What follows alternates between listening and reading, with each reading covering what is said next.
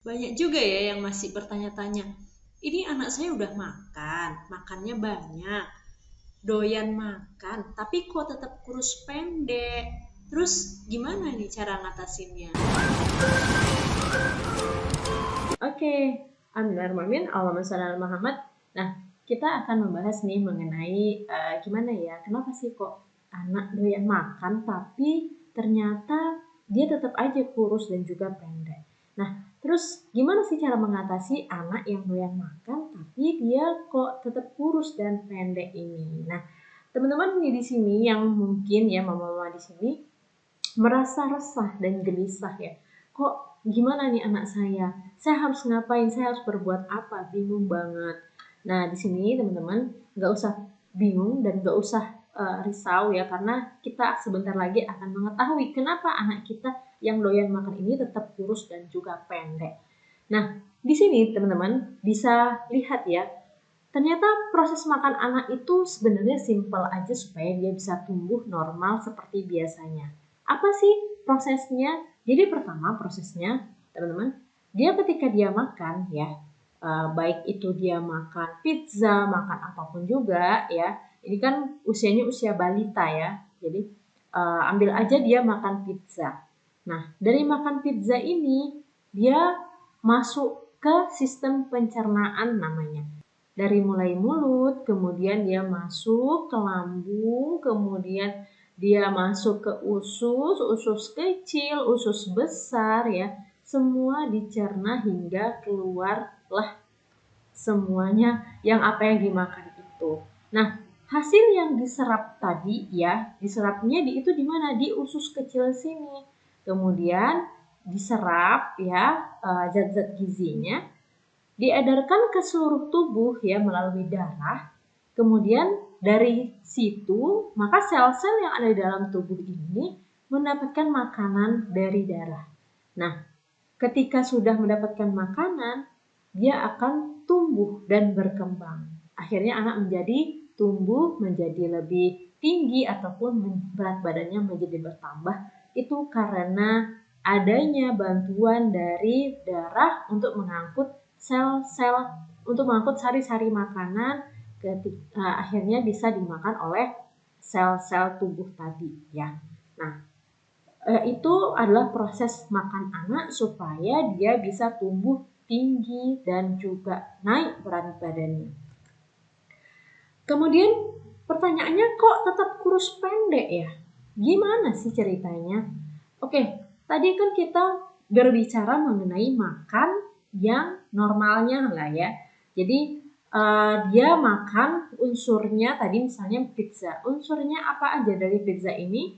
Dia makannya adalah sumber dari karbohidrat. Itu apa aja ya? Rotinya ini ya, lemak. Lemak ini biasanya identik dengan protein. Di dalam protein mesti biasanya selalu ada lemak, walaupun itu sedikit kadarnya tapi biasanya selalu ada lemak. Nah, lemak itu apa ya? Biasanya kalau di sini ada sosisnya, dagingnya ya, bersamaan dengan proteinnya juga.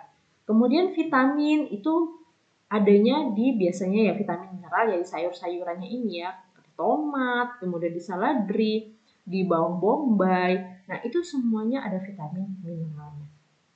Ketika masuk di dalam tubuh ya, kemudian dikunyah, itu juga ada unsur untuk pencernaan dari karbohidrat ya. Kemudian masuk ke lambung ya, di situ ada pencernaan, bagian protein sudah mulai dipecah ya kan.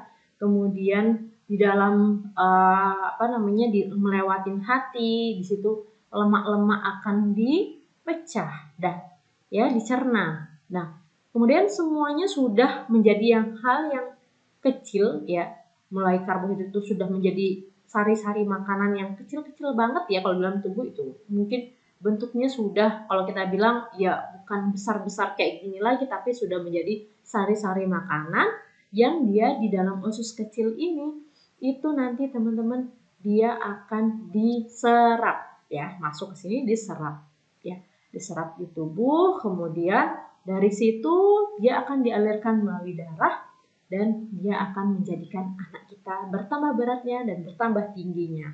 Itu normalnya, teman-teman. Nah, gimana kalau kurus pendek ya, apa yang dimakan? Nah, ketika dia makan pizza tadi, harusnya ada unsur karbohidrat, protein, ada vitamin, mineral ya. Itu ketika dia makan hal tersebut, keempat hal ini, maka harusnya dia bertambah berat badannya dan juga bertambah tinggi badannya ya. Nah, kalau misalnya dia ternyata banyak makan karbohidrat aja ya, makannya maunya yang mie aja lah, mie goreng, atau nasi goreng, roti, kentang goreng, biskuit, cemilan ciki-ciki, es teh, boba, maunya dalam satu hari lebih banyak ini aja yang dia makan. Sedangkan dia aktivitasnya tinggi ya, anaknya kalau kita bisa bilang nggak bisa diem, lasak ya, nggak bisa diem kemana-mana, sukanya main sepeda, sukanya bermain, sukanya lari-larian, maka dia hanya bisa menggantikan dari energi yang dia gunakan tadi, tidak untuk diserap dalam tubuh, tidak untuk menjadi dia kayak kita bilang nggak jadi darah daging ya, dia kebuang karena aktivitasnya tinggi tadi. Apa yang dimakan dikeluarkan karena aktivitasnya yang tinggi tadi. Itu karbohidrat. Karena peran karbohidrat ini apa? Peran karbohidrat ini hanya untuk menjadikan energi ya. Energi itu artinya untuk dia bisa berjalan seperti biasanya ya, beraktivitas seperti biasanya.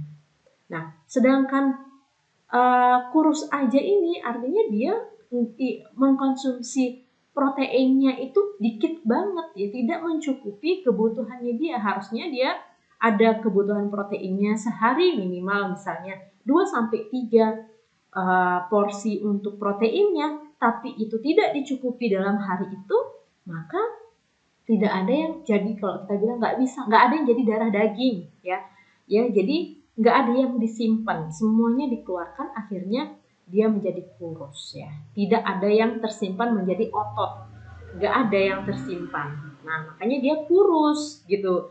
Kalau dia ada proteinnya, maka dia akan tersimpan di dalam otot ya, dia tidak digunakan untuk energi tadi ya. Atau makan protein aja. Nah, kalau makan protein aja, sedangkan dia males makan nasi, males makan yang sumber karbohidrat, dia maunya makan ayam goreng aja. Sehari 3 kali, 4 kali, 5 kali makan ayam goreng, nugget ya, atau steak, atau telur yang dia itu nggak mau kalau makan satu, dan itu nggak pakai nasi misalnya seumpama ya. Dia nggak mau unsur karbohidrat, maka kemungkinan besar dia akan menjadi gemuk. Ya, bisa jadi seperti ini. Karena apa? Karena apa yang dia makan ya, itu kebanyakan protein dan lemaknya itu akan tersimpan dalam tubuhnya, gitu.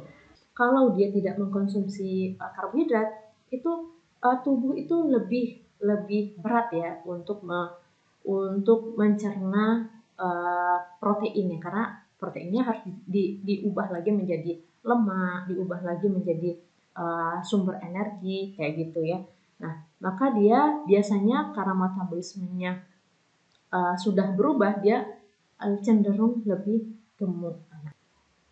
Nah, pertanyaannya, anak saya tuh doyan makan, apa aja makan, sehari makan bisa 3 kali, tapi tetap aja kurus pendek tuh gimana tuh? Nah, pertanyaannya apa sih yang dimakan? Ya kan? Jangan-jangan dia makan tapi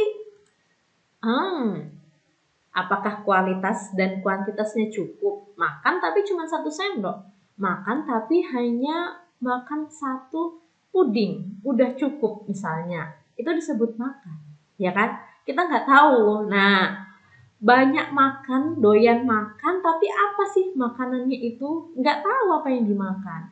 Kita cek dulu ya. Ternyata kalau kita anak tadi kurang makan karbohidrat dan protein, sedangkan aktivitasnya banyak, ya, maka harus dicek dulu berapa kali makan dan kuantitasnya. Ya, seperti saya bilang tadi, dia makannya sehari berapa kali? 5 kali. Apa yang dimakan? nasi aja 2 sendok itu disebut makan. Nasi dan sayur 5 sendok itu disebut makan, ya kan? Nah, kualitas menunya ini kita lihat dulu gitu loh. Karena kalau dia hanya makan tadi ya seperti yang kita bilang tadi, kalau dia hanya makan sumber karbohidrat aja sedangkan aktivitasnya tinggi, maka dia dipastikan akan kurus kayak gitu ya. Nah, tapi kalau dia juga makan kekurangan protein ya, kalau tadi kelebihan protein maka dia bisa akan jadi gemuk, maka kalau dia kebanyakan protein bisa jadi nggak ada yang dipecah ketika tubuh kekurangan karbohidrat. Ketika dia udah makan karbohidrat ya, ternyata aktivitasnya tinggi ya. Aktivitasnya tinggi, udah makan nasi sehari 5 kali, 2 sendok misalnya kayak gitu ya. Banyak makan, doyan makan. Itu disebut doyan makan karena sehari makannya 5 kali 2 sendok makan nasi misalnya kayak gitu. Itu disebut doyan makan. Atau makan biskuit, itu disebut doyan makan ya. Nah, tapi dia nggak ada proteinnya. Nah, ketika biskuit, nasi, atau sumber karbohidrat tadi masuk dalam tubuh tapi ternyata tidak mencukupi kebutuhan di dalam tubuhnya, aktivitasnya tinggi. Sedang aktivitas tinggi ini butuh energi. Ketika tidak cukup, maka yang diambil adalah otot. Sumber protein ini, otot tadi dipecah, akhirnya dia menjadi kurus, nggak ada sisa, nggak ada simpanan di dalam tubuhnya, nggak ada. Jadi dia kurus, kayak gitu ya. Nah, protein tadi dia juga nggak makan protein, jadi akhirnya nggak ada yang untuk menjadi cadangan protein otot yang di dalam tubuh, nggak ada. Akhirnya ya kurus ya kan, kurus. Nah, ketika kuantitasnya tadi memang banyak tapi kualitas menunya tadi tidak sesuai ya dengan panduan yang telah ditetapkan oleh pemerintah ya di Kemenkes ataupun standar menu yang kita tetapkan ya sebagai ahli gizi. Nah, ternyata dia metabolismenya dalam tubuhnya itu tinggi ya. Tadi misalnya dia suka aktivitas, ternyata dia nggak bisa diem, itu artinya metabolismenya itu tinggi ya. Nah, maka nggak akan ada yang bisa disimpan, semuanya dikeluarkan energinya, dia akhirnya menjadi kurus. Kalau menjadi kurus gimana? Lama-kelamaan ya, apabila tidak ditangani dengan cepat, anak-anak yang kurus ini, kalau dia tidak makan sumber protein dalam waktu yang agak lama ya, 3 bulan misalnya seperti itu kelihatan. Pasti akan kelihatan dengan anak seusianya, dia akan tidak naik tinggi badannya ya. Kenapa? Karena tidak ada yang digunakan untuk menaikkan ya. Jadi apa yang dimakan tadi dikeluarkan semua, tidak ada yang disimpan, tidak ada yang digunakan untuk untuk tulangnya, untuk makanan dari tubuhnya, tidak ada, semuanya dikeluarkan ya dengan aktivitas tadi. Akhirnya dia lebih pendek ya. Nah, itu tadi contoh ya. Ya, ternyata doyan makan itu kita harus lihat dulu apa sih yang dimakan dan berapa banyak. Jangan-jangan yang doyan makan tapi yang dimakan makanan ringan, yang dimakan es krim, yang dimakan hanya es teh ya, atau apalah yang lainnya yang hanya sumber karbohidrat, tidak ada proteinnya, dan itu hanya berjumlah sedikit, tidak sesuai dengan kebutuhan dirinya. Ya, penting banget untuk kita konsultasikan ke ahli gizi ya. Walaupun hanya sekedar nanya-nanya, silahkan ya teman-teman. Bisa ke saya ataupun ke ahli gizi yang lain, tanya aja sebenarnya berapa sih kebutuhan anak saya ini, saya harus belikannya berapa. Jadi teman-teman di sini ya, mama-mama di sini bisa memodifikasi sendiri ya, merubah menu-menunya sendiri. Kira-kira 1 hari cukup untuk sekian gitu. Nggak harus sehari 3 kali 2 selingan, nggak harus seperti itu juga. Tapi dalam 1 hari kita modifikasi untuk cemilannya, apakah mungkin jadi lebih banyak tapi kandungannya lebih padat ya kan, kandungan gizinya lebih padat. Biasanya makan utamanya mungkin lebih sedikit, bisa kita atur sedemikian rupa asalkan tetap memenuhi kebutuhan anak. Oke ya, itu ya mudah-mudahan menjawab pertanyaan teman-teman, kenapa sih anak saya doyan makan tapi kok kurus pendek. mungkin bisa jadi kualitas yang dimakan tidak sesuai standar, dan juga kita bisa tahu mungkin aktivitasnya tinggi kayak gitu ya. Nah, itu tadi penjelasan kenapa sih kok anak yang doyan makan tetap juga kurus dan pendek dan gimana cara mengatasinya. Nah, kalau misalkan teman-teman mendapatkan benefit dari video ini, silahkan subscribe agar teman-teman bisa mendapatkan update info gizi dan kesehatan lainnya. Oke, gitu aja ya teman-teman. Semoga bermanfaat. Bye.